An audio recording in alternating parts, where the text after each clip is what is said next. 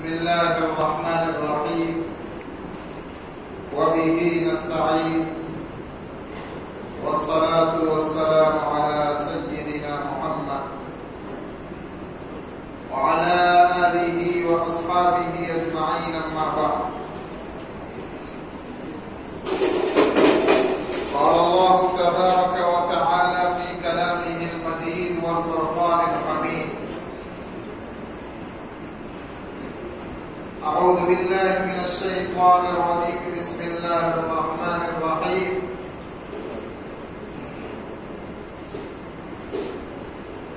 فلا تغرنكم الحياة الدنيا ولا يغرنكم بالله الغرور صدق الله العظيم. بزرگان محترم اور برادران اسلام،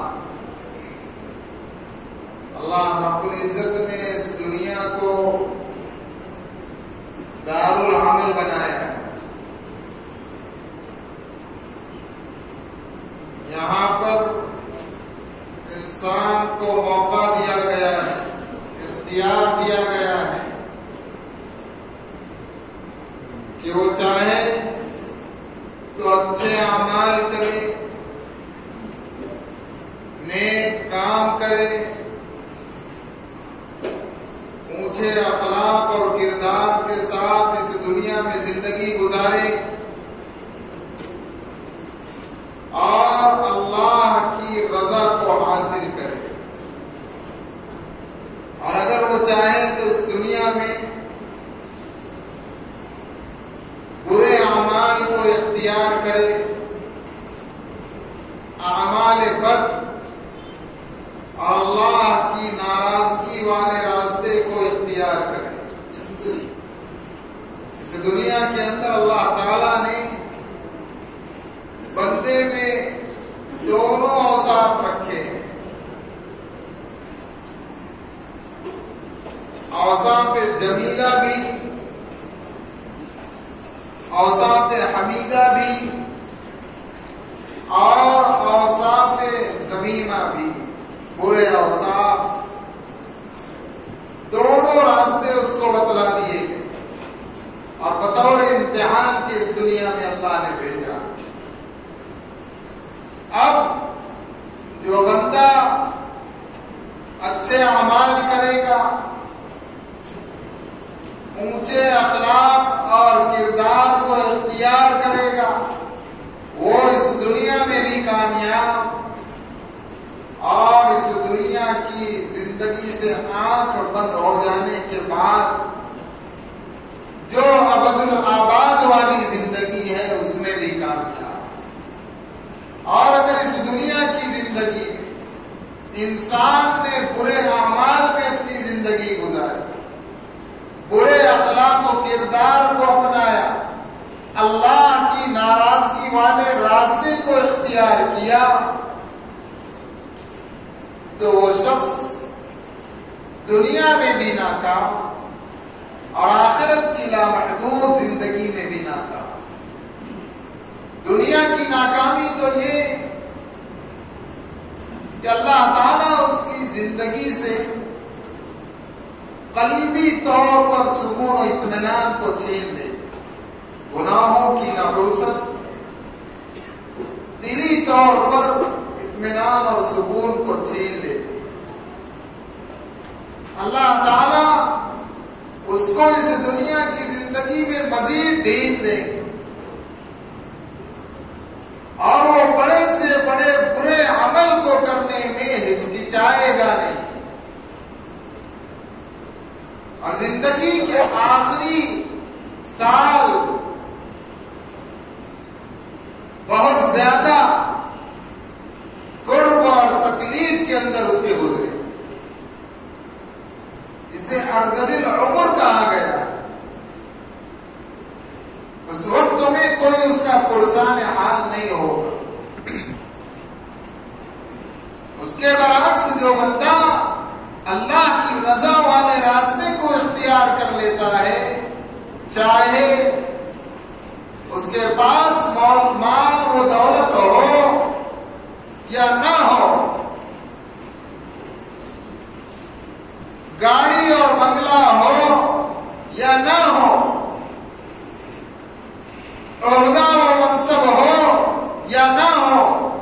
اللہ تعالی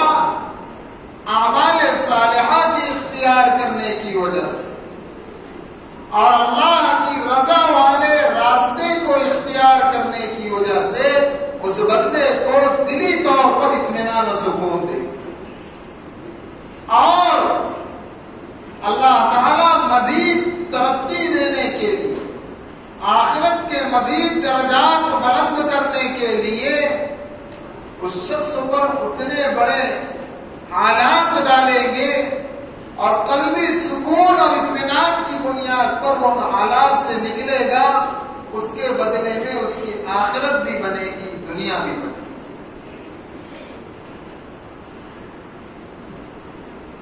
اگر مال و دولت عزت ہوتی، اگر مال و دولت نام ہوتا کامیابی کا، تو پیارے آقا حضرت محمد الرسول اللہ صلی اللہ علیہ وسلم کے بدن مبارک پر بھوک کی وجہ سے کبھی پتھر نہیں بنتے۔ شیخ ابی طالب میں 3.5 سال تک اللہ کے نبی حضرت محمد الرسول اللہ صلی اللہ علیہ وسلم اور آپ کے مبارک و مقدس اصحاب فقر و فاقے اور سخت گرمی کو برداشت نہیں کرتے۔ اگر مال و دولت کامیابی کا نام ہوتا تو اللہ کے نبی علیہ السلام اپنے شہر مکہ المکرمہ کو کبھی نہیں چھوڑتے۔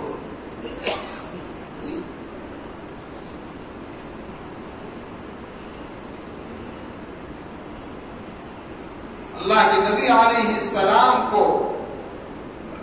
خبر ملی کہ بیٹی فاطمہ بیمار ہے۔ آپ صلی اللہ علیہ وسلم ایک صحابی کو ساتھ لے کر پہنچے جن کا نام حضرت عمران تھا۔ دروازے کو دستک دی اور پوچھا کہ بیٹا اندر آنے کی اجازت ہے؟ تو کہا کہ ابا جان اندر آنے سے پہلے اپنی ایک چادر اندر پھینک دینا تاکہ میں اپنے بدن کو اچھی طرح ڈھانپ لوں۔ جب آپ صلی اللہ علیہ وسلم اندر گئے، کہا کہ بیٹا کیا حال ہے؟ کہا کہ ابا اب تک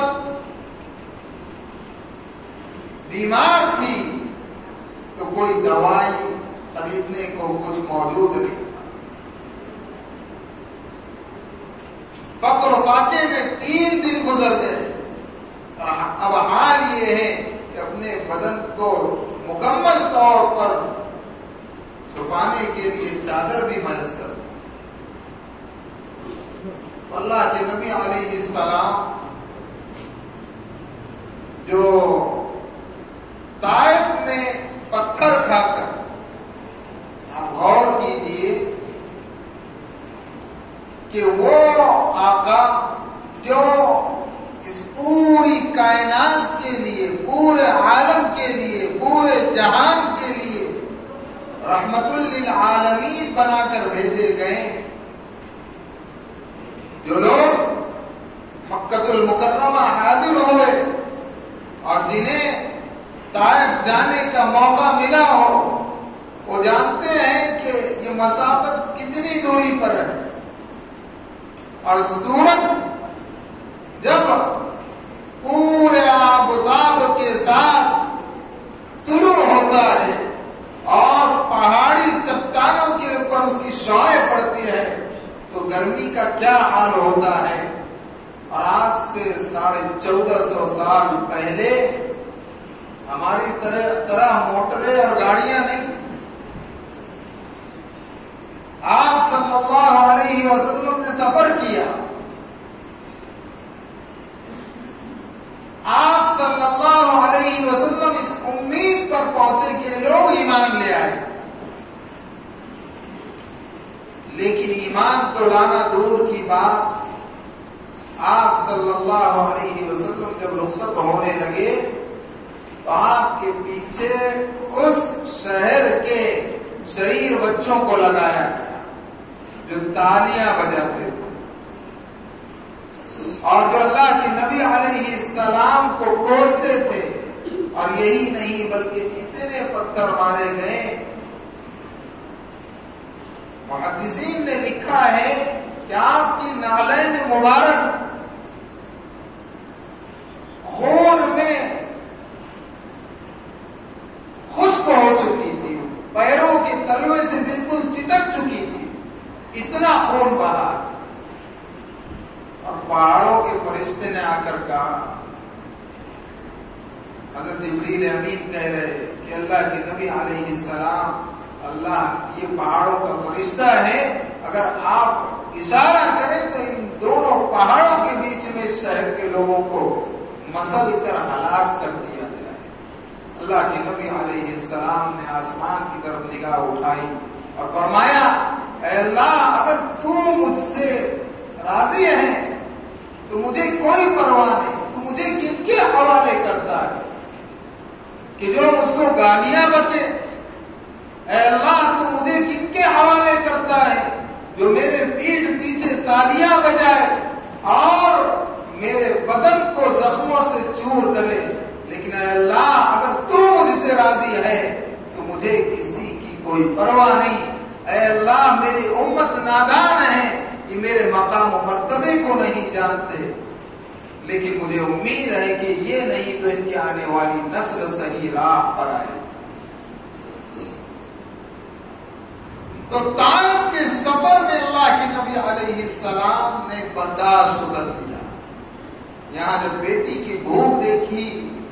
تو آنکھوں میں آنسو آ گئے. حضرت عمران سے کہا کہ جاؤ فلاں صحابی کے یہاں سے روٹی لے کر آؤ. وہ گئے، لے کر آئے. اللہ کے نبی علیہ السلام نے ایک لقمہ اپنے ہاتھ سے توڑا اور اپنی چہیتی بھی بیٹی تو سیدۃ النساء اہل الجنہ، تمام جنتی عورتوں کی سردار، ان کے منہ میں وہ لقمہ اپنے ہاتھوں سے رکھا. بیٹی کہہ رہی کہ ابا آج تیسرا دن ہے کہ آپ کی بیٹی کے منہ میں پہلا لقمہ پڑ رہا ہے. دوسرا لقمہ اللہ کے نبی علیہ السلام نے اپنے ہاتھوں سے توڑا اور اپنے منہ میں رکھا اور کہا کہ بیٹا فاطمہ آج پانچواں دن ہے کہ تیرے باپ کے منہ میں یہ پہلا لقمہ پڑ رہا ہے. اگر مال و دولت میں کامیابی ہوتی تو صحابہ کرام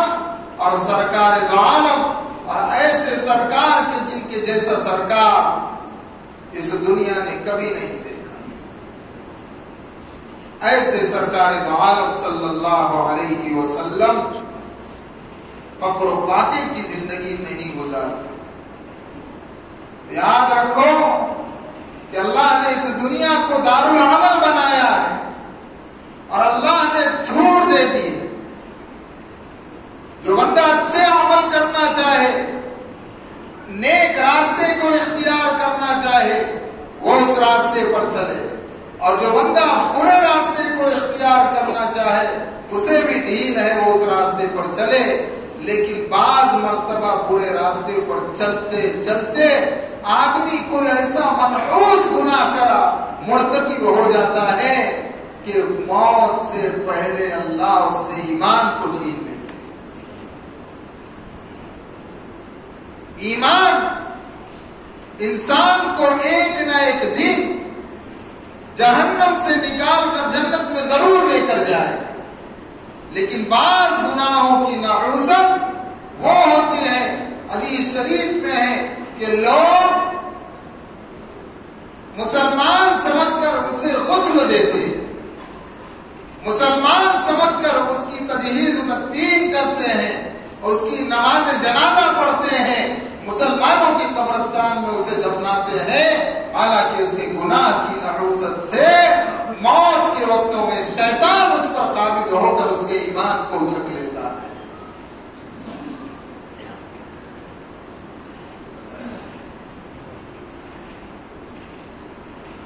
میرے بھائیوں، دنیا میں کچھ چیزیں ظاہر ہو جاتی ہیں، لیکن عمومی طور پر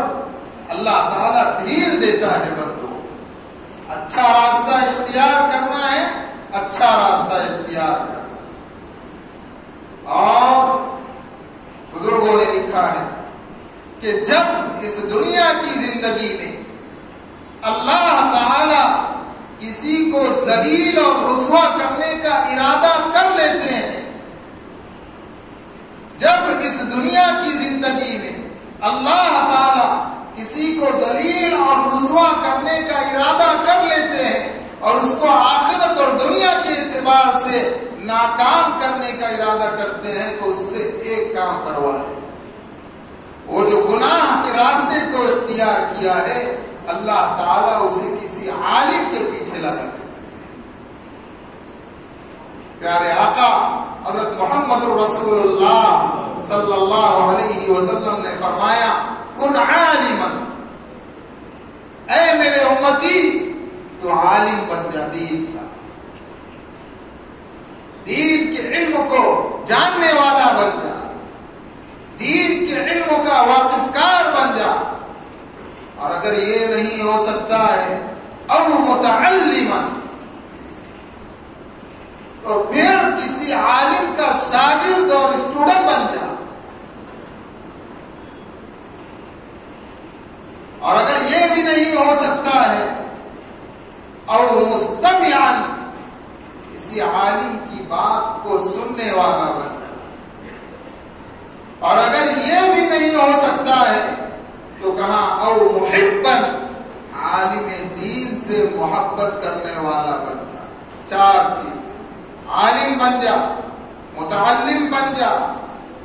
بات سننے والا بن جا علماء کی، یا علماء سے محبت کرنے والا بن جا، ولا تکن خامسا فتہلک، پانچواں کچھ نہ بن ورنہ ہلاک ہو جائے۔ حضرت مولانا عبد الرشید گنگوہی رحمت اللہ علیہ، جن کی قربانیاں ہیں اس ملک میں، اور انگریزوں کے دور میں جبکہ اس ملک میں اسلام کی بقا مشکل ہو چکی تھی، وہ بزرگ جو خانقاہوں کے تنہائی والے کمروں میں اللہ کو یاد کرتے تھے، وہ بزرگ اور وہ علماء میدان جنگ میں آئے کہ ان لوگوں میں ہے جنہوں نے اس ملک میں اسلام کو باقی رکھنے کی کوشش کی۔ یہ صاحب دل بزرگ تھے، رات و دن اللہ کی یاد میں مشغول بزرگ تھے۔ وہ کہتے ہیں کہ ارے اگر تم نتیجہ دیکھنا چاہتے ہو کسی عالم کی توہین کا، تو جس نے توہین کیا ہے اس کو قبر میں دفنانے کے بعد میں اس کی قبر کھول کر دیکھ لو کہ اس کا قبلے کی جانب سے اس کا منہ پھیرا ہوا نظر آئے۔ حضرت شیخ الہند مولانا محمود الحسن دیوبندی رحمت اللہ علیہ، جنہوں نے 1857 کی جنگ آزادی کے بعد ریشمی رومال کی تحریک چلائی اور اس ملک میں اسلام کی بقا کے لیے قید و بند کی صعوبتیں برداشت کی، ہندوستان سے لے کر حجاز تک، حجاز سے لے کر ترکی تک، سعودی عرب تک کے مسلم حکمرانوں کو ملایا کہ مسلمانوں کا اسلام پر باقی رہنا ہندوستان میں مشکل ہو گیا ہے، اور ان کی اس منظم کوشش کا راز فاش ہوا۔ انہیں مالٹا کی جیل میں بھیجا گیا جہاں رہ کر انہوں نے قرآن مجید کا ترجمہ لکھا۔ وہ فرماتے ہیں کہ عالم کی توہین کرنے والے کا موت کے وقتوں میں ایمان سلب کر دیا جاتا ہے۔ میرے بھائیوں، ہم نے دین کا علم نہیں سیکھا، زندگی گزر رہی ہے، شریعت کی ڈپ، اس کی گہرائی ہمیں نہیں معلوم، ہم نے اپنی زندگی گزاری ہے دنیا کے علوم کو حاصل کرنے میں، ہم نے اپنی زندگی گزاری ہے دنیا کے کاروبار میں لگ کر، ہمیں دنیا کی الٹ پیج سمجھ آتی ہے، دین کی الٹ پیج اگر نہیں معلوم تو کم سے کم اپنی زبانوں کو خاموش رکھ کر سیدھا زندگی گزار، گہرائی میں بغیر علم کے مداخلت نہ کرو، اپنے ایمان کو بچاؤ، اور اگر تمہیں اللہ نے وسعت دے دی ہے، تمہیں موقع مل گیا ہے، تو یہ نہ سمجھو کہ ہم کامیاب ہیں، ہم صحیح راستے پر چل رہے تھے اس لیے موقع ہے، بلکہ یہ سمجھو کہ تمہیں اللہ نے ڈھیل دی ہے کہ اور گناہ کر لے، اور گناہ کر لے، پھر موت کے وقت میں تیری رسی ٹائٹ کی جائے۔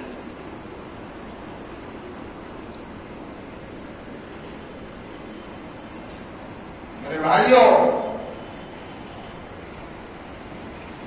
ایک بزرگ کعبۃ اللہ کا طواف کر رہے تھے، انہوں نے دیکھا کہ ایک شخص ہے جو طواف میں لگا ہوا ہے اور وہ کہہ رہا ہے کہ اے اللہ تو میری مغفرت کر دے، میں تجھ سے یہاں یہی مانگتا ہوں، اے اللہ تو میری مغفرت کر دے، حالانکہ مجھے معلوم ہے تو میری مغفرت نہیں کرے گا۔ بزرگوں نے جب ان کو دیکھا، اس شخص کو، اس کو پکڑا اور سائڈ میں لیا اور کہا بھائی تیرا کیا معاملہ ہے، تو یہ کیسی دعا مانگ رہا ہے کہ اللہ تو مجھے معاف کر دے، حالانکہ مجھے معلوم ہے تو معاف نہیں کرنے والا۔ تو اس نے روتے ہوئے کہا کہ میں ان بدبختوں میں ہوں، میں ان بدنصیبوں میں ہوں جنہوں نے خلیفہ راشد میں سے خلیفہ ثالث حضرت عثمان غنی رضی اللہ عنہ کے اوپر حملہ کیا تھا، اور جس وقت میں نے حضرت عثمان غنی رضی اللہ عنہ کے اوپر وار کرنا چاہا تو ان کی بیوی درمیان میں آ گئی، میں نے اسے ڈھکیل دیا تو انہوں نے ہاتھ اٹھا دیا، اے اللہ تو اس شخص کو دنیا میں لمبی عمر دے گا اور موت تک لوگوں کے سامنے ذلیل و رسوا کرنے کے لیے اس کے اندر کی بے حیائی والی کیفیت کو ختم نہیں کرنا، اور اے اللہ تجھے عثمان رضی اللہ عنہ کا واسطہ کہ اس کی کبھی مغفرت نہیں کرنا، اور اے اللہ تو اس کی بینائی کو آخر وقت میں سلب کر لینا۔ تو کہنے لگا کہ تم دیکھ رہے ہو کہ میرے گال لٹک رہے، بڑھاپا کس قدر اتاری ہے، لیکن جب میں باہر نکلتا ہوں تو گلیوں میں اس عمر میں لڑکیوں کو چھیڑتا ہوں، اور تم دیکھ رہے ہو میری بینائی کم ہو رہی ہے، ساری دعائیں میں نے دیکھا کہ وہ قبول ہو گئی، اور مجھے یہ بھی یقین ہے کہ وہ ایسی ویسی بیوی نہیں تھی، وہ مظلوم حضرت عثمان ذو النورین رضی اللہ عنہ کی بیوی تھی جنہوں نے بد دعا کی۔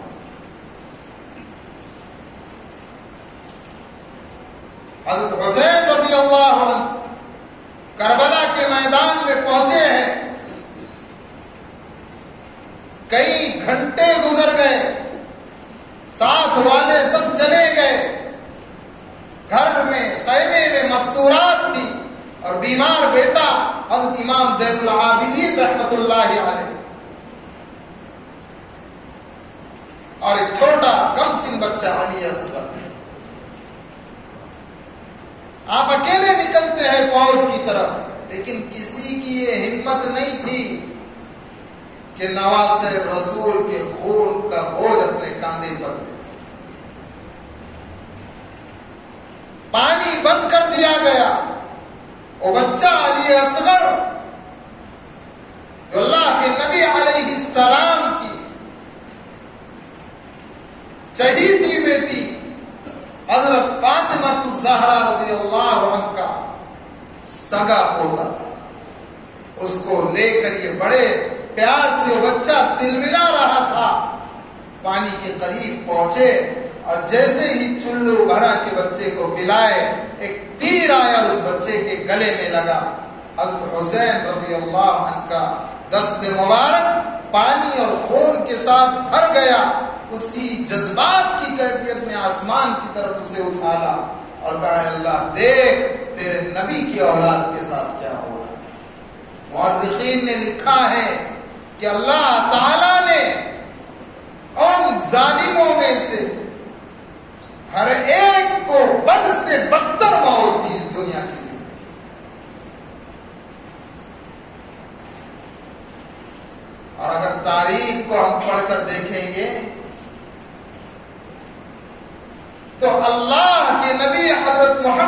رسول اللہ صلی اللہ علیہ وسلم، جن کی نسل کو اللہ نے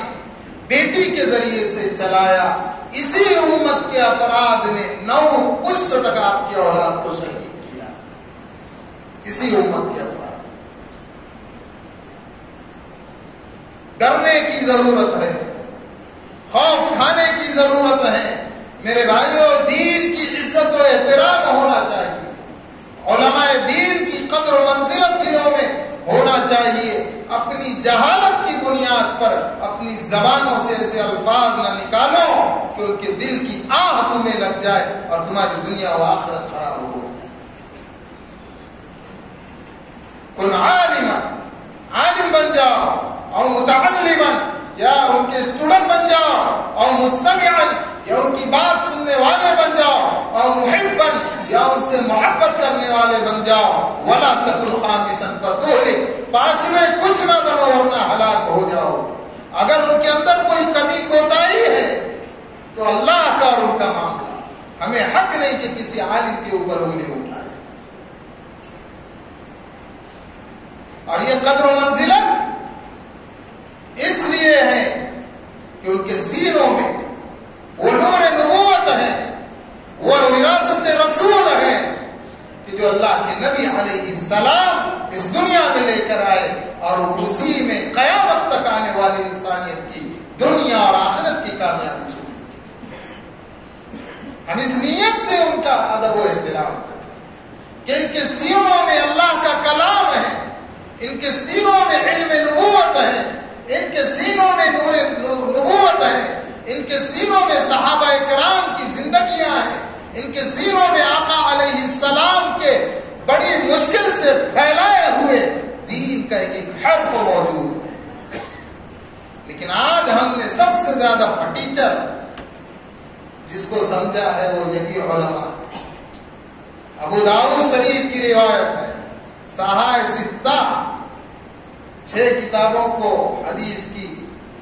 کچھ لوگ معتبر مانتے ہیں، زیادہ صحیح مانتے ہیں. ان میں سے ایک کتاب ہے، اللہ کے نبی علیہ السلام نے فرمایا کہ جس دن میری امت کے لوگ میری امت کے علماء کو خنزیر سے بھی زیادہ بدتر سمجھنے لگ جائیں گے تو سمجھ لینا قیامت آنے والی ہے. یعنی قیامت سے پہلے مسجدوں کے ممبروں میں محراب پر علماء کو اللہ باقی نہیں رکھے گا، علماء حق کو ہٹا دے گا. اور حدیث شریف میں ہے کہ جوہلا ہی نمازیں پڑھائیں، جوہلا ہی بیانات کریں گے، اور لوگ ان کے مال و دولت کی بنیاد پر، ان کے عہدے و منصب کی بنیاد پر انہی سے سوال کریں گے. حدیث شریف کا جملہ ہے ذلوا فاضلوا، وہ اپنی عزت باقی رکھنے کے لیے غلط فتوے دیں گے، خود بھی گمراہ ہوگے، دوسروں کو بھی گمراہ کریں گے. اور اصل جو علماء حق ہوگے ان کو ان منصبوں سے ہٹا کر خود اس پر قابض ہوگے، اور اصل علماء کو خنزیر سے بدتر سمجھیں. ابھی تو کچھ حد تک ادب و احترام باقی ہے، لیکن میرے بھائیوں سمجھو، یہ بے ادبی اگر ہم سے ہو رہی ہے تو یہ سمجھ لو کہ ہمارے دین کی کمزوری ہے، ہمارے اندر علوم کی کمزوری ہے، ہمارے دلوں میں خوف خدا کی کمزوری ہے، خوف خدا کی کمی ہے. اگر یہ ہوتا تو ہم سے گستاخیاں نہیں ہوتی، اور نہ ان لوگوں سے ہوتی جنہوں نے حضرت حسین رضی اللہ عنہ کے ساتھ کیا، جنہوں نے بڑے بڑے تابعین کے ساتھ کیا، تبع تابعین کے ساتھ کیا. اللہ نے اگر اس دنیا میں ڈھیل دی ہے تو یہ نہ سمجھو کہ ہم کامیابی کے راستے پر ہے، بلکہ سمجھ جاؤ، اپنے آپ کو سدھار لو، اس لیے کہ یہ دار العمل ہے. عمل کی جگہ یہاں کا بدلہ اوپر ہے، دار الجزا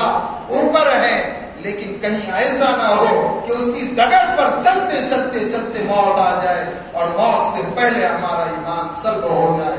آگے رمضان المبارک کا مہینہ آ رہا ہے، اللہ نے موسم اسی لیے لایا ہے. یا ایھا الذین آمنوا کتب علیکم الصیام کما کتب علی الذین من قبلکم لعلکم تتقون. اے ایمان والو، تم پر رمضان المبارک کے روزے فرض کیے گئے جیسا کہ تم سے پہلے امتوں پر فرض کیے گئے، اور یہ موسم اس لیے لایا گیا کہ شاید کہ تم سدھر جاؤ، تتقون، تم تقوی کی زندگی اختیار کر لو، اس ماحول میں ڈھل کر اپنے دلوں میں خوف خدا پیدا کر لو، فکر آخرت پیدا کر لو، دین کی قدر پیدا کر لو، اہل دین اور دین کے علوم والوں کے ادب و احترام کو دل میں پیدا کر لو، اور اس دنیا میں جو دار العمل ہے یہیں پر کمائی کی جگہ ہے، اپنے آپ کے آخرت کے لیے خوب کمائی میں اپنے آپ کو لگا لو۔ میرے لوگ، میرے بھائیوں، یہ کمانے کے دن ہے، کما لو، اسے گواؤ مت۔ جب موت کا جھٹکا آئے گا تو پھر ایک مرتبہ لفظ اللہ کہنے کے محتاج ہو جاؤ گے، کمائی کا اکاؤنٹ بند ہو جائے گا۔ اپنے آپ کو سدھارو، جب بھی آدمی جاگ جائے سویرا ہے، سچی پکی توبہ استغفار کرو۔ ہم کس ڈگر پر جا رہے ہیں، کس ماحول میں زندگی گزار رہے ہیں؟ اللہ کے گھروں کا ادب و احترام نکل گیا، دین کے مقدس مقامات کا ادب و احترام نکل گیا، صرف دین زبانوں پر رہ گیا، اخلاق سے ہم کوڑے ہو گئے، نفسا نفسی دنیا میں دیکھنے مل رہی ہے، قبروں کی تنہائی میں کون کام آئے؟ اللہ اس پوری امت کو صحیح سمجھتا ہے۔ آخری بات میں بھی وہی کہوں گا جو فتح مکہ کے موقع پر اللہ کے نبی علیہ السلام نے کہی تھی۔ جب مکہ میں آپ نے انٹری کی، جہاں سے لوگوں نے بھگایا تھا، تو کہہ رہے تھے لا تثریب علیکم اليوم، آج کسی بچی کے سر سے پلوں کو نہیں اتارا جائے گا، آج کسی پر ظلم نہیں کیا جائے گا، سب کے ساتھ درگزر۔ اس لیے میں نے بھی درگزر کر دیا، اللہ کے لیے چھوڑ دیا، اللہ کے سپرد اپنا معاملہ کر دیا۔ لیکن میرے بھائیوں، یاد رکھو، کہیں کسی اور عالم دین کی دل کی گہرائی سے آہ نکل گئی تو نہ دنیا کے رہو گے نہ آخرت کے رہو گے۔ ایک عالم دین نے کہا ہے، بڑے اللہ والے، کہ علماء کی حقارت سے بچو، اس لیے کہ جو شخص کسی عالم کی حقارت کرتا ہے، اللہ تعالیٰ 9 پشت تک اس کی نسلوں میں عالم پیدا نہیں کرتا۔ اللہ اس امت کو صحیح سمجھ عطا فرمائے۔ جو مسجدوں کا احترام نکل گیا، اللہ کے گھروں کا احترام نکل گیا، دینی مقامات کا احترام نکل گیا، دین کا احترام نکل گیا، اس کی بنیادی وجہ جہالت ہے، بے دینی ہے، خوف خدا کا دل سے نکل جانا ہے، اور اسی جہالت کو دور کرنے کے لیے اور دین کو دل میں لانے کے لیے، تقوی اور خوف خدا کو دل میں بسانے کے لیے اب جو مہینہ ہمارے سامنے آ رہا ہے اور رمضان المبارک کا مہینہ ہے، اس مہینے کی قدر کر لو، سچی پکی توبہ کر لو، اللہ سے معافی مانگ لو، اللہ کے سامنے گڑ گڑا لو۔ میرے بھائیوں، کوئی کام آنے والا نہیں، جب سے دنیا بنی ہے یہ زمین اسی طرح بچھی ہوئی ہے، ہر دور میں اس زمین کے اوپر اپنے مالک ہونے کا دعویٰ کرنے والے آئے، آتے گئے۔ اب کوئی کہہ رہا ہے میں اس زمین کا مالک، کوئی کہہ رہا ہے میں اس زمین کا مالک، سارے لوگ جا رہے ہیں، زمین اسی کی طرح ہے۔ ایک وقت آئے گا یہ سارے عارضی مالک فنا ہو جائیں گے، اکیلا ایک مالک آواز لگائے گا، لمن الملک اليوم، آج کون مالک ہے، آج کس کے لیے بادشاہت ہے؟ اس لیے میرے بھائیوں، اس عارضی زندگی کے دھوکے میں نہ پڑو، اللہ کے سامنے توبہ استغفار کر لو۔ اپنے کاندھوں پر ہم قبرستان میں لوگوں کو پہنچا رہے ہیں، اثر ہو رہا نہیں، یہ گناہوں کی نحوست ہے۔ اپنے اعمال کو سدھارو، اپنے اخلاق و کردار کو سدھارو۔ اللہ تعالیٰ اس امت کو صحیح سمجھ عطا فرمائے اور آنے والے مبارک مہینے کے فیوز و برکات سے مجھے بھی اور اس پوری امت کو بہرمند فرمائے، مستفیض فرمائے، اور ایک ایک لمحے کی قدر کرنے کی ہمیں توفیق عطا فرمائے۔ پتہ نہیں اس کے بعد رمضان ملتا ہے یا نہیں ملتا، ہماری زندگی کا یہ آخری رمضان ہو، پتہ نہیں ابھی ہم اس تک پہنچتے بھی ہے یا نہیں پہنچتے ہیں، ابھی سے صحیح نیت کر لو، 100% پکی نیتیں کر لو کہ ہم اپنے آپ کو سدھاریں گے، اپنے اخلاق کو سدھاریں گے، اپنے کردار کو سدھاریں گے، لایانی باتوں میں اور فضول فسادات میں اپنا وقت برباد نہیں کریں گے، فتنہ و فساد میں اپنے وقت کو برباد نہیں کریں گے، بلکہ اللہ کی یاد میں لگیں گے، اعمال میں لگیں گے، قرآن مجید کی تلاوت میں وقت گزاریں گے، درود شریف پڑھیں گے، کلمہ طیبہ پڑھیں گے، استغفار کریں گے، اپنے مرحوم والدین کے لیے دعائیں مغفرت کریں گے، ایک ایک وقت ایک ایک لمحے کو سنبھالیں گے اور لایانی اور فضول باتوں میں اپنے وقتوں کو لگانے سے بچیں گے، تو اللہ ہماری اس نیت کی بنیاد پر ہمیں ضرور معاف کرے گا۔ اللہ پوری امت کو صحیح سمجھ عطا فرمائے۔ وآخر دعوانا ان الحمد للہ رب العالمین۔